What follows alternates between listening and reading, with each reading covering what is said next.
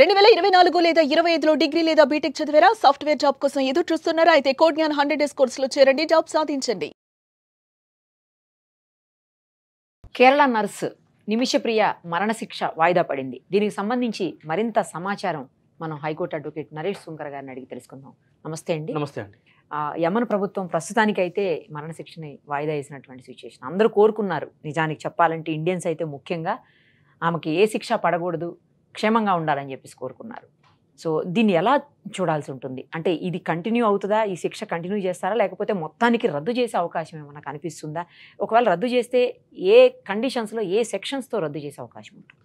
బ్రతుకు తెరువు గురించి మన దేశం నుంచి విదేశాలకు వెళ్ళటం, ప్రత్యేకించి గల్ఫ్ దేశాలకు వెళ్ళటం అనేది మనం అనాదిగా చూస్తూనే ఉన్నాము. దానికి సంబంధించి కూడా కేరళకి సంబంధించిన నిమిషప్రియ అనే ఆవిడ 2008లో యమన్లో ఆవిడ నేచర్ ఆఫ్ ప్రొఫెషన్ ఏంటి అంటే కనుక నర్సు.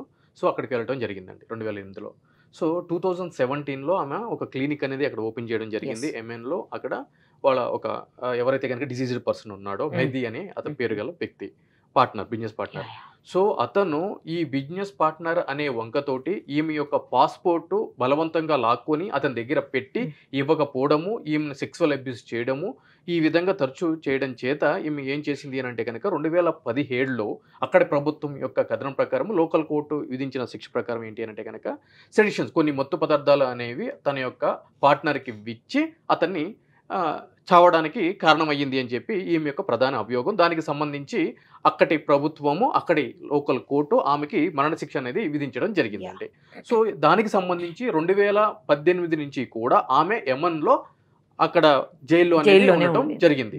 దానికి సంబంధించి ఆ శిక్ష మొన్న జూలై 16వ తారీఖున అమలుకి ఉండగా, దానికి సంబంధించి ఇక్కడ మన సుప్రీంకోర్టులో కూడా మన భారతదేశ ప్రభుత్వం దౌత్య సంబంధాలకు సంబంధించి ఈ మరణశిక్ష ఆపే విధంగా యొక్క ప్రభుత్వం మీద ఒత్తిడి తీసుకురావాలి అని చెప్పి కూడా ఇక్కడ పిటిషన్ అనేది వేయడం జరిగింది.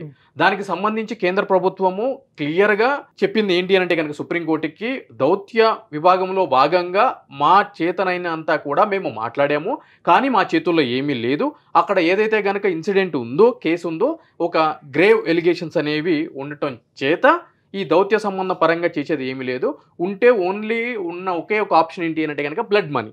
అసలు ఈ బ్లడ్ మనీ అంటే ఏంటి అంటే కనుక ఇస్లామిక్ లా ప్రకారము ఎవరైనా సరే ఒకళ్ళు నిందితులుగా పేర్కొనబడితే వాళ్ళని ఆ శిక్ష రద్దు చేసి వాళ్ళని బయటికి పంపించాలి జైలు నుంచి అని అంటే గనక దియాత్ అని చెప్పని అంటారండి ఇస్లామిక్లో. అంటే ఏంటి అంటే కనుక కాంపన్సేషన్, మన భాషలో మాట్లాడే కాంపన్సేషన్.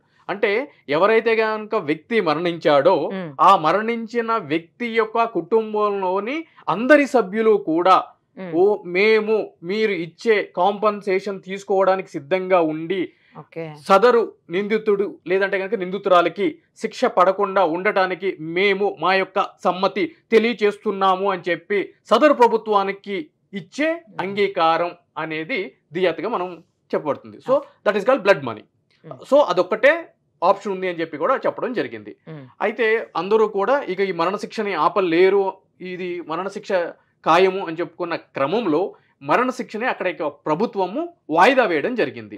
సో ఎందుకు వాయిదా వేయడం జరిగింది అని అంటే కనుక కేరళకి సంబంధించిన కొంతమంది సున్నీ మతానికి సంబంధించిన మతస్థులకు సంబంధించిన పెద్ద మతాధికారులు అక్కడ ఉన్న మత పెద్దలతోటి మాట్లాడి, మేము ఈ యొక్క విక్టిమ్ యొక్క సంబంధికులతో మాట్లాడుతున్నాము, ఈ బ్లడ్ మనీకి సంబంధించిన అంశం అనేది మేము నెగోషియేషన్ చేస్తున్నాం కాబట్టి మీరు ఆపండి అని అంటే కనుక తాత్కాలికంగా వాయిదా అనేది వేయడం జరిగిందండి. ఓకే.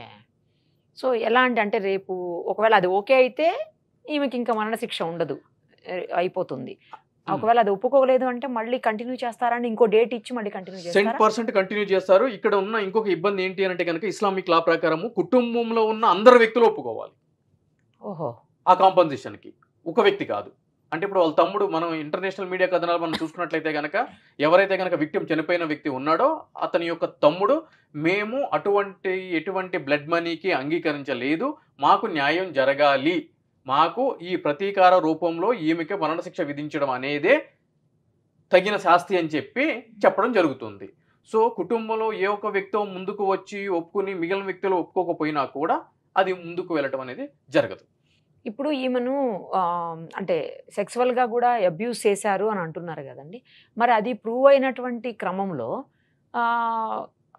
అంటే ఆమెను ఆమె రక్షించుకోవడానికి చేసిన ప్రయత్నంలో ఇది జరిగింది అని అట్లా తీసుకోదా కోర్టు? అంటే ఇస్లామిక్ ఇప్పుడు ఇక్కడ కూడా మనం చూసుకున్నట్లయితే అంటే ఇస్లామిక్ లాస్ గురించి తీసుకున్నా మన ఇండియన్ లాస్ గురించి తీసుకున్నా కూడా ఇక్కడ ఏం జరుగుతుంది అని అంటే కనుక వ్యక్తి యొక్క రక్షణ కోసము ఆర్టికల్ 21లో గన్ లైసెన్స్ అనేది ఇవ్వడం జరుగుతుందండి కొంతమంది ప్రధానమైన వ్యక్తులకి, అందరికీ కాదు, కొంతమంది ప్రధాన అంటే వాళ్ళ యొక్క ఆస్తుల గురించి కానీ వాళ్ళ యొక్క ప్రాణాలను కాపాడుకోవడం, లేదంటే కనుక వాళ్ళ కుటుంబానికి సంబంధించిన వ్యక్తుల ప్రాణాలు కాపాడుకోవడం కానీ, లేదంటే కనుక వాళ్ళ ఆస్తులు సంరక్షించుకోవడానికి కానీ.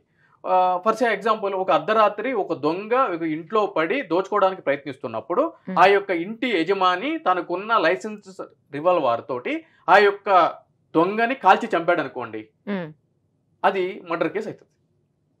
302 అంటే పాత ఐపీసీ 302 ప్రకారం మర్డర్ కేసు అవుతుంది. అదేంటి ఆత్మరక్షణలో భాగంగా కదా నీకు నాకు రివాల్వర్ ఇచ్చింది, సో అతను దొంగ కదా, ఆ దొంగతనం చేసే క్రమంలో మా ప్రాణాలకు హాని జరుగుతుంది అని చెప్పి నేను కాల్చి చంపాను కదా, ఎందుకు కేసు పెట్టారు అనడానికి ఉండదు. దానికి కూడా కొన్ని నియమ నిబంధనలు అనేది పొందుపరచడం జరిగింది. అంటే మొదటగా ఎక్కడ కాల్చాలి, ఏ విధంగా అతన్ని ఆపడానికి, ఆ నేరం చేయకుండా ఆపడానికి ఏం చేయాలి. ఈవెన్ పోలీసులకు కూడా వెపన్స్ ఇచ్చినా కూడా మీకు law and order problem create అయినప్పుడు మొదటగా గాల్లోకి కాల్పులు చేయడం జరుగుతుంది తప్ప డైరెక్ట్ గా ఈ చెస్ట్ల మీదో లేదంటే కనుక ఈ ఫోర్ హెడ్ మీదో కాల్చడం అనేది జరగదు.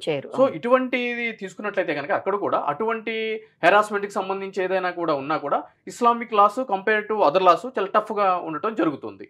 సో కాబట్టి వాటిలన్నింటినీ కన్సిడర్ చేయకుండానే ఒక ప్రాపర్ ట్రయల్ జరిగిన తర్వాతనే ఇది, ఎందుకంటే 2017లో జరిగితే 2018 నుంచి కూడా ఈమె జైల్లో ఉండటం జరిగింది. Now we are in 2025.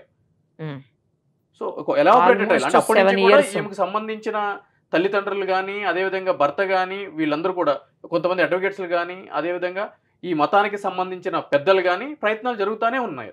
ఆ ప్రయత్నాలన్నీ దాటుకునే ఇక్కడ దాకా రావడం జరిగింది. రైట్ అండి. అయితే వెయిట్ చేయాల్సింది ఏం జరుగుతుందని.